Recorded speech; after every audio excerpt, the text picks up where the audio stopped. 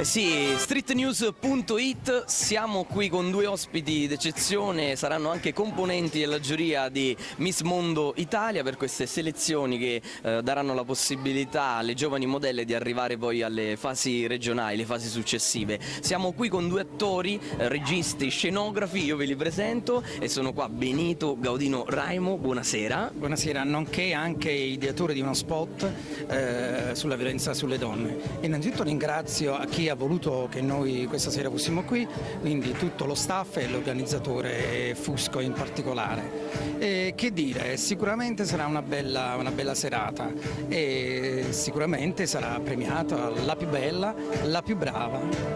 Quali sono le caratteristiche che deve avere la modella perfetta? Ma al di là delle caratteristiche io penso che alla base ci deve essere comunque il divertimento, tutto ciò deve essere fatto in un modo tranquillo e divertirsi, poi tutto il resto poi verrà più avanti. Vabbè, ringraziamo allora Benito Gaudino Raimo. Benito Prividera, eccoci qua. Allora, anche te questa sera in giuria per valutare un po' le giovani modelle. Sì, diciamo siamo qui per valutare, come diceva l'amico Benito, valutare un po' oltre al divertimento la postura, l'eleganza, la bellezza, perché in fondo sono tutte queste cose che poi alla fine fanno uscire fuori la vincitrice. Ecco. Certo, poi l'unione di questi fattori, aggettivi, soggetti, tutto, fanno sì che la vincitrice possa avere la possibilità di andare in finale e giocarsela un po' con ragazze di pari livello. Ecco. Mi parlavi te, quindi sei attore, anche regista, sì. Quindi appunto magari chissà che tra queste modelle ci possa essere anche qualche volto che potrebbe poi entrare nel mondo, no, del grande schermo. Sì, magari diciamo io sono un po' più presezionato per il teatro, però ben venga perché comunque il teatro ultimamente mi sembra che è un livello molto più basso della televisione, quanto poi dovrebbe essere l'incoltario, perché il teatro è cultura.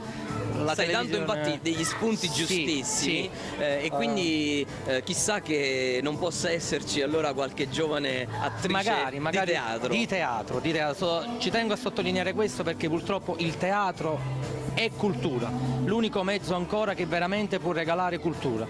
Dal mio punto di vista questo assolutamente, anche perché il teatro è proprio un punto di contatto importante con il pubblico, dove si è praticamente in scena, front con la platea e non puoi sbagliare. Non puoi sbagliare, anche perché la televisione magari, ecco, hai la possibilità di fare una scena, rifarla, ciak 11, ciak 12, invece il teatro no, quando sei davanti a una platea tipo come stasera devi reagire, quindi sei te stesso che cerchi di uscirtene un po' così, capito? Assolutamente, e poi si basa su tante prove, immagino, vero? Tante prove, sì, però anche per la mimica facciale, linguaggio del corpo, improvvisazione, linguaggio del corpo, movimenti teatrali, tutto. È un mondo veramente bellissimo, che spero che tutti possano veramente un giorno almeno provarlo, perché poi sai, ci sono molte persone che dicono no, e chi si mette in gioco, poi una volta saliti qua su queste tavole di palcoscenico non vogliono scendere più. Sono d'accordissimo, Benito, abbiamo dato secondo me un bel messaggio. Sono contento, grazie per l'invito, per l'intervista qui a streetnews.it. Grazie.